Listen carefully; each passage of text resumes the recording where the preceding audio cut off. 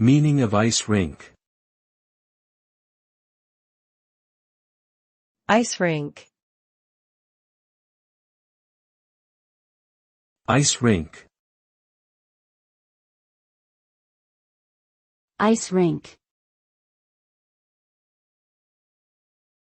Ice rink. An ice rink refers to a flat, frozen surface typically made of artificial ice, designed for ice skating, ice hockey, and other ice-related activities. The surface is usually surrounded by walls or barriers that prevent skaters from falling off the edge.